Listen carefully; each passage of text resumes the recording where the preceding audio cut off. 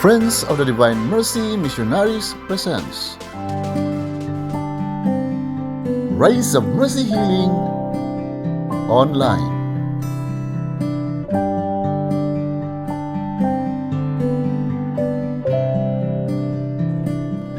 Friends, let's welcome, with all the love and mercy of the Lord, Kuya Rene.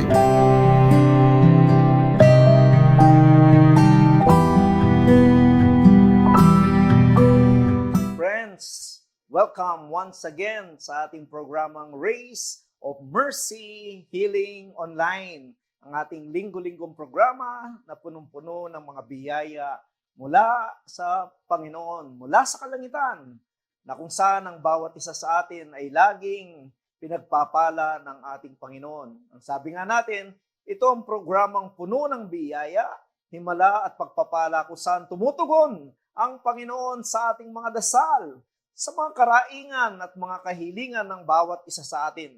Talagang halos araw-araw, lalo tigit bawat linggo, walang puknat ang mga biyayang umuulan sa bawat nagtitiwala sa Diyos. Kaya nga mga kapatid, welcome again, lalo na sa ating mga kapatid ng mga OFW, Overseas Filipino Worshippers all over the world. Saan man tayo naroon, tayo inaabot ng mga biyaya na nanggagaling sa ating Diyos na buhay. So brothers and sisters in Christ, huwag kalilimutan, laging tandaan, walang imposible sa Diyos. Meron po tayong mga announcement, mga kapatid. Tuloy-tuloy po ang ating mga enrollments na mga permanent enrollments sa mga bahay-bahay na mga nagre-request. Meron tayo ngayon 19 households na nadagdag muli ay linggo-linggo nadadagdagan. Diyan po sa Quezon City, welcome po natin si Sister Bill Malin Kayabyab, dyan sa Caloocan City, Sister Grendel Cañete at si Sister Hilda Salsil. Sa Pasig City, Sister Marites Liago and Sister Aleli Espinosa. Sa Bacoor, Cavite, Sister Maria Aurora Matias, Sister Roslyn Gueta, and Sister Prosina Delphine. Diyan po sa Malabon City, Brother Christian Aquayen. Sa Nabotas City, Sister Micaela Guarano. Sa Makati, Sister Para Buen Suceso. Diyan po sa BF Resort Las Piñas, Sister Elizabeth Yupanco. Diyan po sa Nagcarlan, Laguna, Sister Asmin Angeles. Sa San Jose del Monte, Bulacan naman, Sister Joan and Aurelio Solis. Sa Santa Maria, Bulacan, Sister Baby Panlilio. Sa Mandaue City, Sister Daisy Sabina and family. Sister Madeline, sa Madeline Cebu, si Brother Sergio and Rosemary Ruiz. Cordoba, Cebu, Sister Elias Lee Bacarisas. Sa Talamban, Cebu, Sister Melody Layaog. Total number of clusters na po sa araw na to as of this week, umabot na po tayo ng 404 na clusters. Ibig sabihin, 404 na mga images na lumiikot, naglilipat-lipat bawat linggo sa bawat mga tahanan. Dinadalaw ang bawat tahanan at silang nakakaranas ng maraming mga biyaya ng ating Panginoon. Diyan po sa Cebu Cluster, i-welcome din natin si sa Deca Homes Cluster, Household Sister Paulina Capin. Sa Dabada Cluster, Household Sister Felipa E. de los Reyes. Diyan po sa Lapu-Lapu City, Purok Gemamila Cluster, household po natin, Maria Grace Alibang Bang. Humaymay Cluster, household Sister Violeta de la Cruz. Ang cluster head po natin, Sister Michelle Villaganas. Diyan po sa Pasil Chapter sa Siburin, Sitio Club Cluster. Ang household po natin, Genruale Family. Sa Laguna area, Kanluran Kabubuhayan Cluster, household Sister Michelle Crescencio. Dito, cluster, household, Sister Bonifacio Marabilia. Diyan po sa Valenzuela area, Viente Reales Cluster, household, Sister Shirley Vizcaya. Diyan po sa Pasig Chapter, Santa Maria Cluster, household, Sister Teresita Buen. Sa Malabon Cluster, Adante Street Cluster, household, Sister Aida Guda. Alupihan Street Cluster, household, Sister Maria Elinita Martinez. Ang total enrollments na po natin mga kapatid, mga households na nakitan, 78,730 na households at mga corporate, mga businesses establishment 555 and small business establishment 776, a total of enrollments 80,051 na po. Umabot na tayo ng 80,000 enrollments. Imagine nyo po na napakaraming bahay niyan. Kung 80,000 ang naakyatan na natin, meron po mga corporate, may mga napakaraming mga tao sa mga buildings, kung times 4 po natin yan, ay talaga namang nasa kalahating milyon na rin ang talagang nakakita at nakasumpong ng biyaya mula sa imahe na ating inaakyat sa iba't ibang mga lugar. So tayo nagpupurit, nagpapasalamat sa ating Panginoon na talagang napakabuti ng ating Panginoon na nasa kalangitan. So brothers and sisters in Christ, yung po mga gusto rin mag-request for enthronement, gustong mag-request ng mga prayer requests, counseling, or community chapter, you may contact our numbers na nandyan po sa ating mga screen. So brothers and sisters in Christ, panoorin din po natin ang mga nagbigay ng mga blessings na kung saan gusto nilang i-share yung mga naranasan nila patungkol sa biyayang natanggap nila sa ating Panginoon. Please watch this. Good evening, brothers and sisters. Ako, Sister Rosa Pontanilla. Last week of September, nagkasakit po ako ng trangkaso at nawalan ng panlasa at pangamoy. Umabot ng 2 weeks, hindi ako nangambaw, natakot. Dahil alam ko na hindi ako pababayaan ni Lord. Lagi po ako nagdarasal ng chaplet at rosary. Sa aking pagdarasal, hiniling ko kay Lord at kay Divine Mercy na pagkalooban ako ng kagalingan at bumalik ang kalakasan ng aking katawan. Sinama ako ang aking pangalan sa Friends Prayer Warrior at Race of Mercy Healing Online. Unti-unti na umayos at gumanda ang aking pakiramdam at bumalik na ang panlasa at pangamoy at lubusan na akong gumaling. Napakabuti ang ating Panginoong Diyos. Maraming salamat, Lord, Divine Mercy, salamat at Prince Prayer Warrior. Salamat po, Brother Rene Tumang at Race of Mercy Online. Jesus, I trust in you. God bless us all. Blessed evening, brothers and sisters. Nagpapasalamat po ako sa Panginoon na umabot ako sa edad na 74 years old na punong-puno ng pagpapala.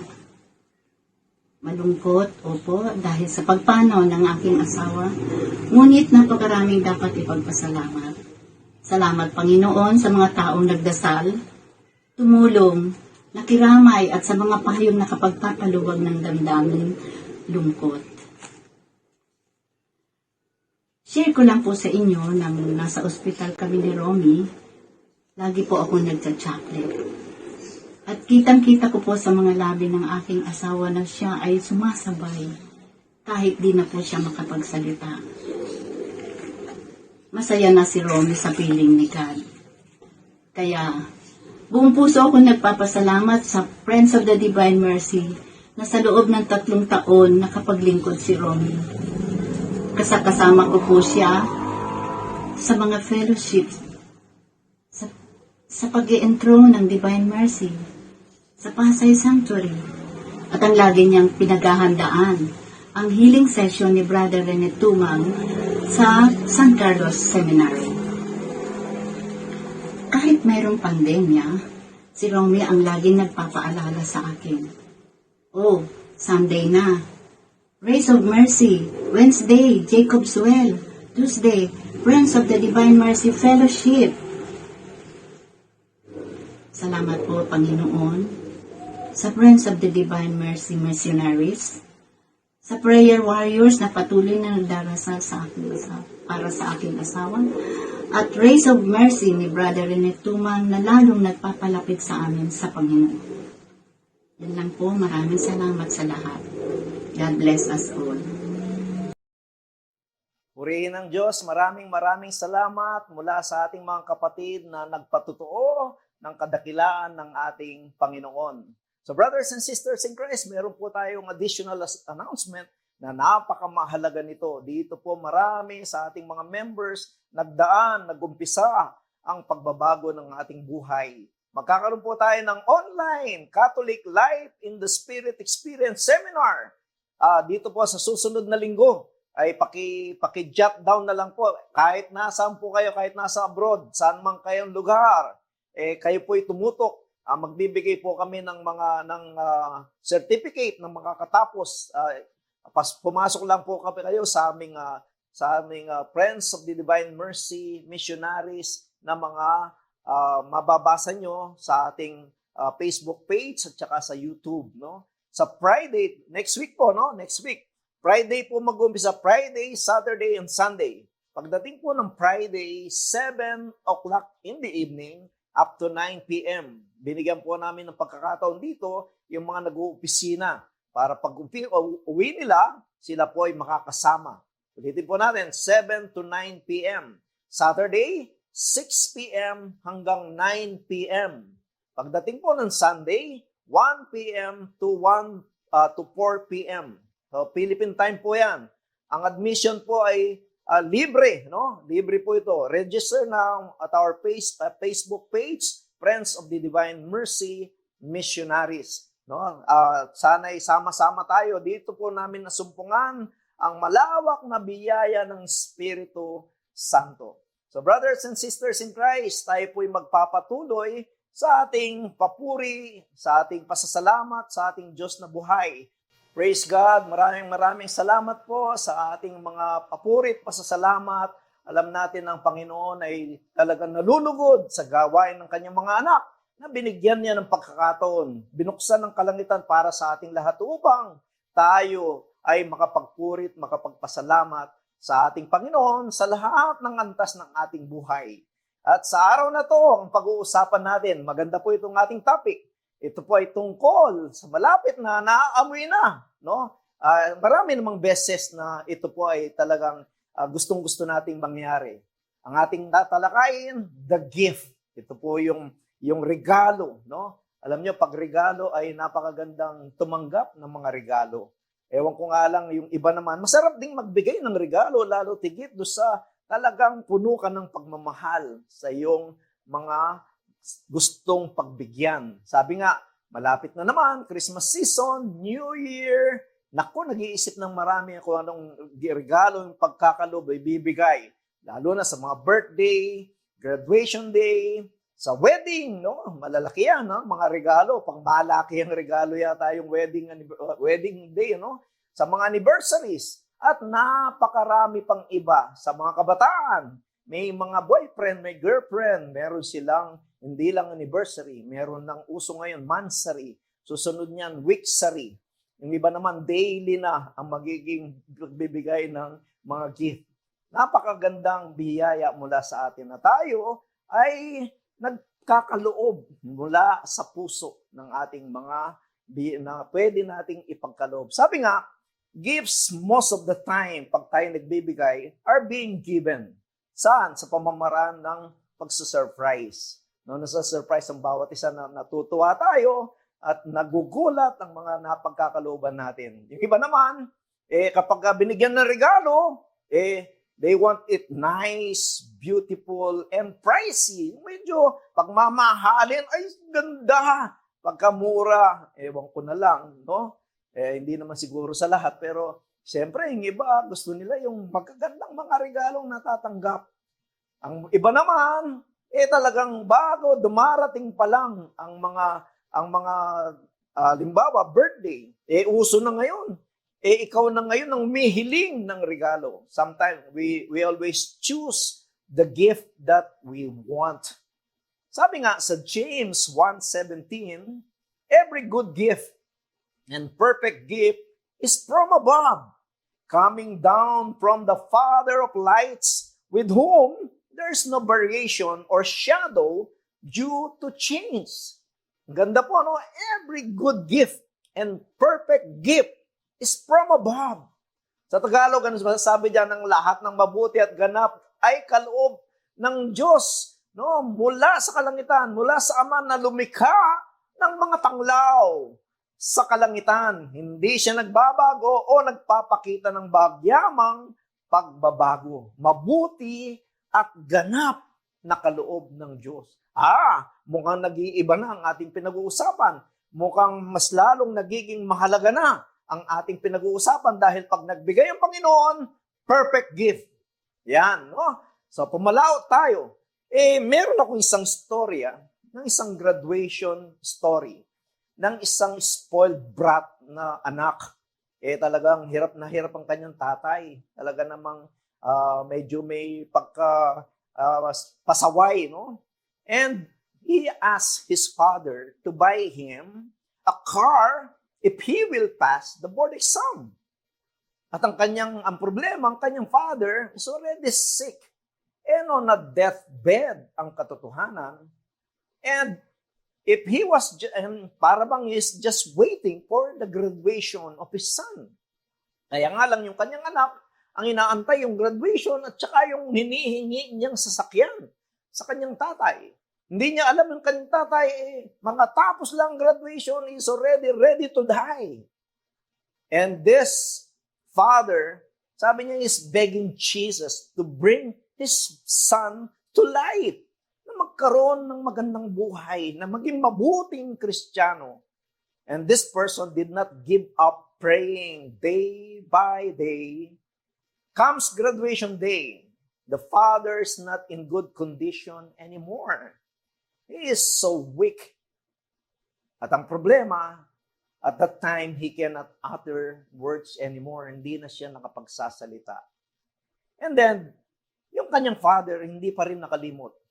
No? Nag-prepare siya ng gift. No? Binigyan niya ng gift yung kanyang anak. A Bible and a letter. Nakasad doon ang sabi, I love you so much, my son. Surely, I am not a perfect father to you.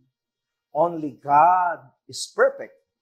That is why I gave you a Bible, which will make your life good, which can guide you, enlighten you, and give you comfort in times of needs. Napakaganda ng sulat ng isang ama. Kaya nga lang, yung anak, hindi niya expect yun. Bible ang binibigay at letter. Pagkatapos ng graduation, nagtampo na kagad. Lumayo, no? At talagang iniwan yung kanyang ama, hindi kasi naibigay yung pwedeng ipagkalob sa kanya. Yun ang gini-expect niya. Alam nyo, hindi nagtagal. Let's make the story short. Nag-abroad. Nang umasenso. Nakapagnegosyo. Talaga namang nabiyayaan ng gusto. Pero, minsan ang tadhana hindi talaga kaisa sa ating pamumuhay. Unti-unting bumagsak ang kabuhayan dahil nagkaroon siya ng bisyo. Iniwan pa ng kanyang asawa. Hindi nagkaanak hanggang dumating ang panahon. Parang ito istorya rin ng prodigal son. Bumalik ito sa Pilipinas at hinanap upang balikan ang kanyang ama na matagal na niyang hindi nakikita. Inihabilin pala sa kapatid ng ama na antayin ang pagbabalik ng kanyang anak. At iisa rin ulit ang kanyang istorya.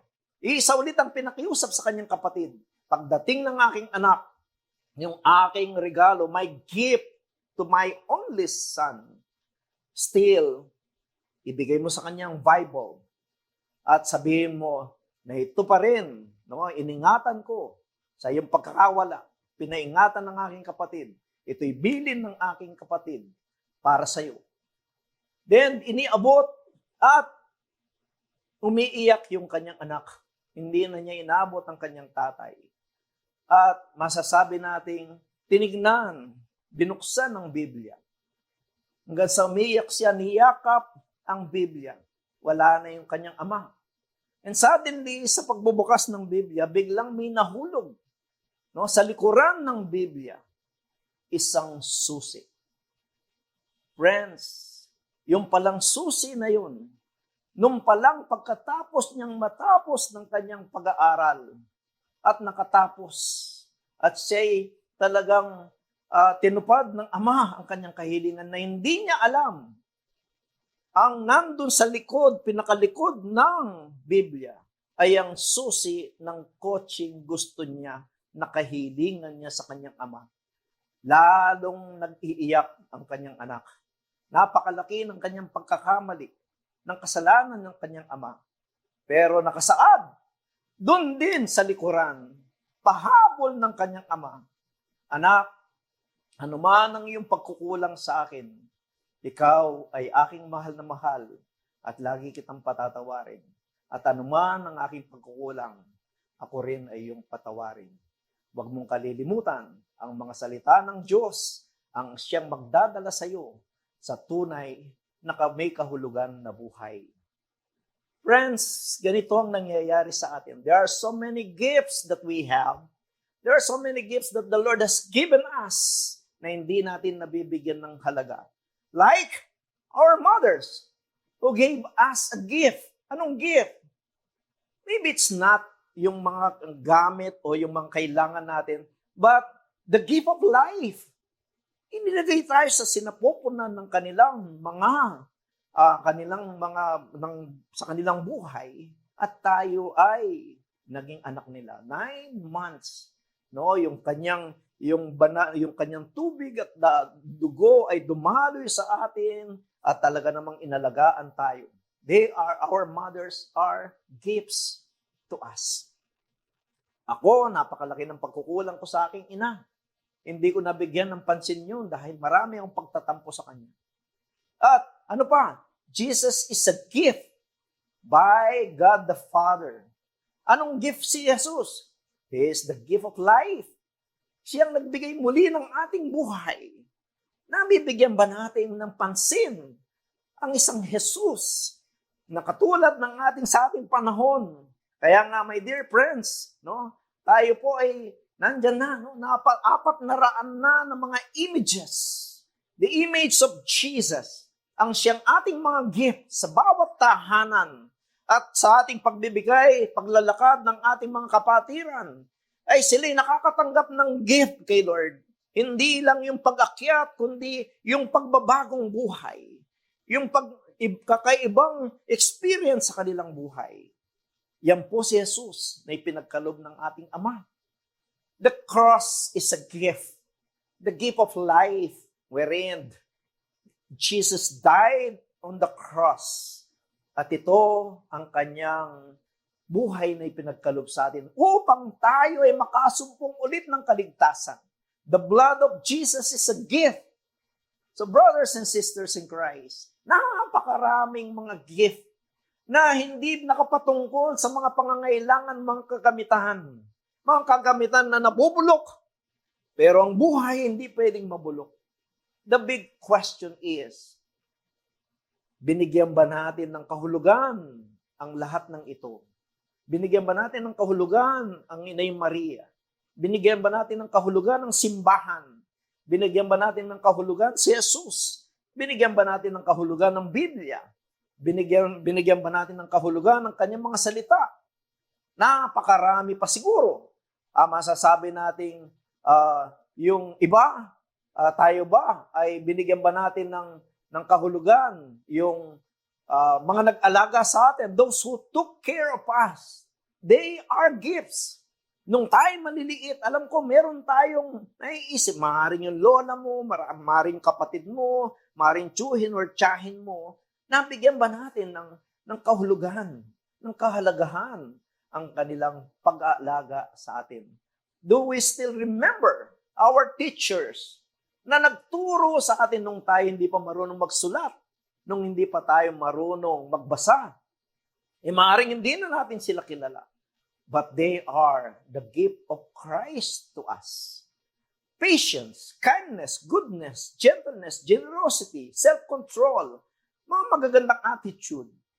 Yan ay mga gift ni Lord sa bawat isa sa atin. Gift of life. And even ang mga kasambahay natin, they are gifts to us.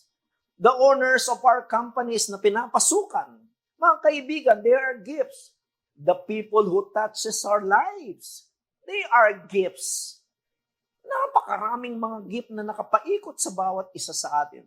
Sabi nga sa 1 Peter 4:10, as each has received a gift, use it to serve one another as good stewards of God's varied grace. Sabi nga, na ayon sa kaloob na tinanggap ng bawat isa, ako'y nakatanggap ng biyaya. Ikaw ay nakakatanggap ng biyaya. Tayong lahat ay tumatanggap ng biyaya. Anong sabi niya? Bawat isa ay paglingkod sa inyo rin, na gaya ng mabubuting katiwala ng masaganang biyaya ng Diyos. Gamitin ang mga ipinagkalob ng Diyos sa atin sa isa't isa as good stewards, mabubuting katiwala sa masaganang biyaya ng Diyos. Kung sino man ang nangangasiwa sa atin, ay gaya ng kalakasang ibinibigay ng Diyos upang ang Diyos ay papurihan. Ang iyong kalakasan na hindi para sa iyo, ang iyong karunungan na hindi lang para sa iyo, ang iyong katalinuhan na hindi lang para sa iyo, ang mga biyayang pinagkakalob ng Diyos sa atin na hindi lang para sa iyo, ito ay dapat nakakatulong. Ito ay dapat naaabot natin ang ating mga kapatid na nangangailangan. So brothers and sisters, sabi nga, yun naman ang utos ng Panginoon. Love your neighbor. And yung meaning ng buhay ay nakapaloob dyan. Bakit? Ako at ikaw, let us turn ourselves into a gift to our neighbor, and be a light in this world. Dapat tayong lahat na nabubuhay ay tayo'y mga regalo sa ating mga kaibigan, mga kapatid, mga mahihirap, sa nangangailangan, naghahanap ng liwanag, sa mga walang makain. Turn yourself into a gift. Sa bawat paglalakad natin, sa ating pamumuhay ngayon, ikaw ba ay regalo para sa iyong mga makakasama? Pag sumakay ka ng jeep, ikaw ba ay isang gift sa kanila? Can you give even the simplest smile to your neighbor? At maramdaman nila na may mga taong nakangiti pa rin sa kanila. Be a gift to one another. Yung mga mahihirap, sana'y mapangiti mo sila. Be a gift to our brothers and sisters, to the poorest of the poor, to the sick people. Be a gift. Friends, hindi lang po ako, hindi lang ang napakaraming binigyan ng gift ng Panginoon ang pwedeng magbigay. Even the poorest of the poor can give a gift to everyone by praying. Praying for the needs of our neighbors, their neighbors, bawat isa sa atin. Di ba may awitin tayong walang sino man na nabubuhay para sa sarili lamang. Friends, masasabi natin, hindi lang material gifts ang mahalaga. Material gifts are irreplaceable with our touch, embrace, love, and care. Ay mas mahalaga yung ating we can touch people's lives, that we can embrace them in times of their sadness in life, in times that they need love, in times na kailangan nila ng care. These are the gifts na hindi kayang bayaran, mga kapatid. And even this program, the Race of Mercy Healing Online, is a gift, no? Para sa lahat. Kaya nga, libong mga prayer requests. Wala kaming patid sa pagdarasal. Araw-araw na nagdarasal. Because this is our gift to the people of God. Pero bakit nga ba namin ginagawa? Wala na ba kaming katapusan, kapaguran sa pagbibigay ng gift? Napapagod din ang bawat isa. Pero ito'y pinakamaganda. Ano ba nga ba yung gift? When you give something to your neighbor. Sinasabi naman inuulit-ulit ko na lang, mga kapatid. Kasi favorite line ko to. That when you give something to your neighbor, ano sabi ni Lord? Whatever you do to the least of my brethren, you did it unto me. Hallelujah, mga kapatid. na yung lahat ng kabutihan na ginagawa mo bilang mga alay o gift ay ginagawa mo sa isang Diyos na buhay ng katotohanan, wala namang kailangan pa, punong-puno na. But the Lord is always there telling us, again, whatever you do, to the least of my brethren, you did it unto me. So friends, mga kapatid, sabi nga ni Saint Paul, no? Sabi niya sa kanyang mga alagad, no? Dahil dito ay pinapaalala ko sa iyo na pagningasin mo ang kaloob ng Diyos na nasa iyo sa pamamagitan ng pagpapatong ng aking mga kamay. Yung pagpapatong ng kamay, no? Ni St. Paul sa mga may sakit ay isang biyaya mula sa kalangitan. Bakit? Yung pagpatong ng kamay na yun ay nagkakaroon ng kagalingan at ang kagalingan ay nagmumula sa kalangitan. Do you still remember na bakit nagpapatong ng kamay si Paul? During the time na siya ay hindi pa kasama ng Panginoon. Siya ay talaga isang persecutor. Talagang umaapoy sa galit. Talagang kailangan niyang sugurin, kailangan niyang patigilin ng lahat ng mga kumikilala kay Jesus sa kanyang paglalakad. Minsan, Saul, Saul, why are you persecuting me? Ang sabi ni Saul, is that you, Lord? And then suddenly, siya ay bumagsak at sa kanyang pagbagsak, kasabay ng kanyang pagkabulag. Ngunit sa kanyang pagkabulag, ang Espiritu ng Panginoon ay pumunta kay Ananias. At sinabi ng Panginoon kay Ananias, Ananias, puntahan mo si Saul. Dito sa kanyang kinaroroonan at ipatong mo ang iyong mga kamay. Sabi niya ni Ananias, Lord, hindi natin kaisa siya. Ang sabi ni Jesus sa kanya, Saul is my chosen one. At nang patungan ng kamay, natanggal ang mga talukap sa kanyang mga mata at siya'y muling nakakita. Hindi lang yun. Nung ibinalik ang kanyang paningin, ay pati kasama ng kanyang pagbabago ng kanyang isip at puso, nagbagong bigla sa pagpapatong ng kamay. So dear friends, sa ating Biblia, nakapaloob, there are 39 Bible verses about the gift of healing. The Lord called His disciples and He gave them power and authority to trample on snakes and scorpions and to cure diseases sa pamamagitan ng pray over. Friends, ngayon sa ating kapanahunan, napakarami nating mga kahilingan sa Diyos. Napakaraming naghahanap ng mga biyaya. Maraming nawalan ng hanap buhay. Maraming nagbago ang kanilang pamumuhay. Marangya sa naging kawalan. Alam natin lahat yan all over the world. Pero lahat ng makakasumpong kay Jesus, hindi lang ibabalik ng Diyos, marahil mananagana pa sa pamamagitan ng pray over. At sa araw na to, sa gabing ito, sa hapon na to, sa umagang ito, anuman ang panahon sa lahat ng nakakapanood, magdarasal tayo, hingi tayo ng biyaya mula sa Panginoon. Anuman ang ating maaaring isipin na hindi kaya ng tao, ang Panginoon ay pagkakaloob niya ang ating mga kahilingan. Marahil higit pa kung tayo lang ay talagang nakabukas sa isang pagbabagong buhay. Patuloy na nagtitiwala sa Diyos sa pagdating ng mga hagupit sa ating buhay, mga unos ng buhay, anuman ang pagdating.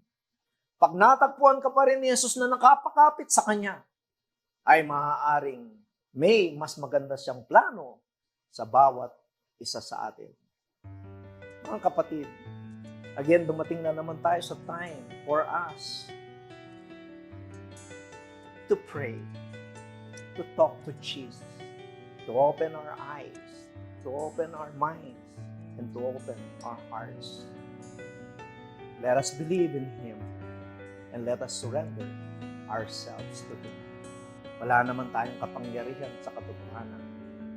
Wala naman tayo, nasa kawalan tayo. Pinakita na ng Diyos ang kanyang kapangyarihan. Marahil kaya niya pinapakita lang kapangyarihan, hindi para ipagyabang. Gusto lang niyang marahil, ibalik natin ang tiwala sa Kanya. Ang sabi nga, without Him, we are nothing. And at this point in time, friends, let us go back to the Father. And He is just waiting for all of us. Tayo po ay manalangin. Ikaw ay magdasal. Ano man ang iyong mga dasal. Yung mga nag-prayer request sa loob ng isang linggo. Lahat ng ating mga kahilingan, ikaw ang makikipag-usap sa Diyos. Tayong lahat ay sama-samang magpupuri at magpapasalamat sa Panginoon.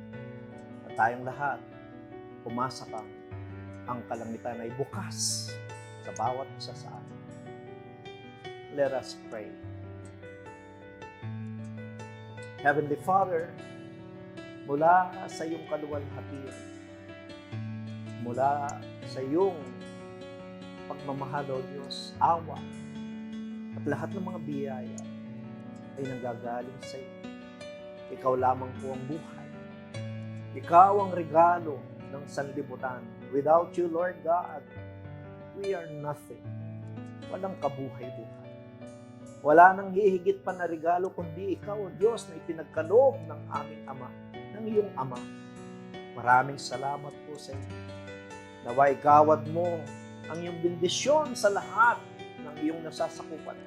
Sa aking pagtaas ng mga kamay, bawat isa mga kapatid, taas natin ang ating mga kamay at maniwala, manampalataya na ang Diyos ay patuloy na naghahari sa bawat isa sa atin.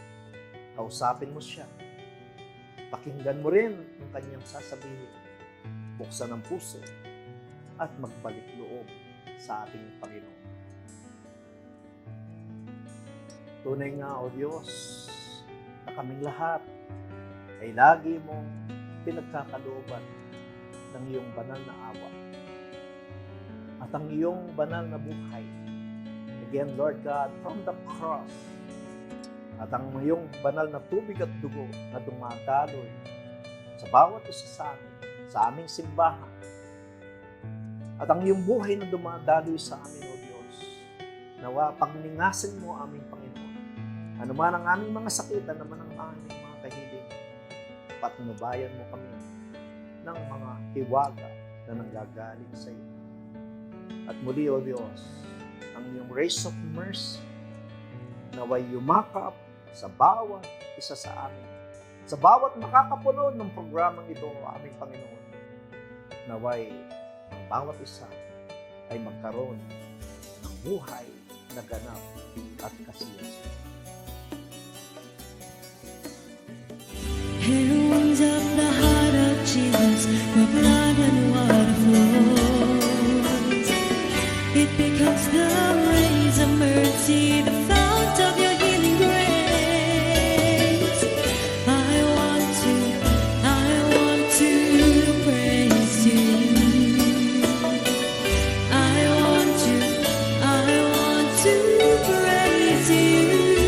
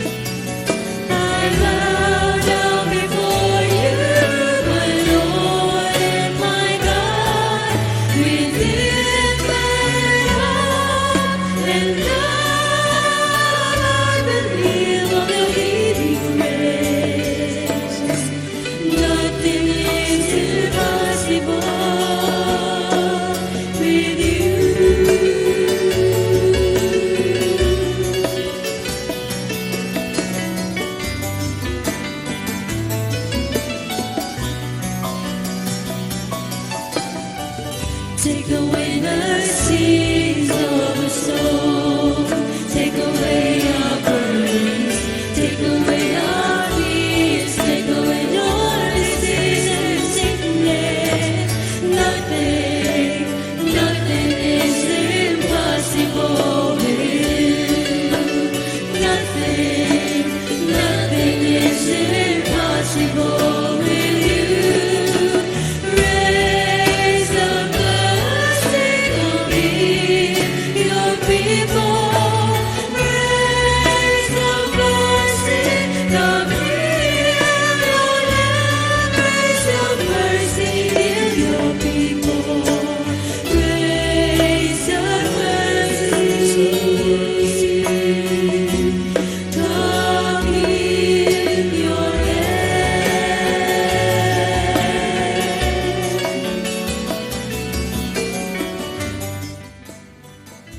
Purihin ka, O Diyos na buhay. Maraming salamat, O Diyos, sa iyong kaluwalhatian, sa iyong biyaya, sa iyong espiritu, sa iyong pagiging hari, sa iyong awa, sa lahat-lahat ng pinagkakaloob mo sa amin.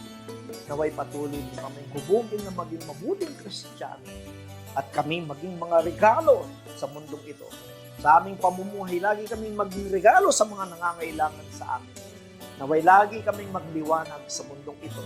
Mga mumunting liwanag na nagdadala ng iyong pagmamahal.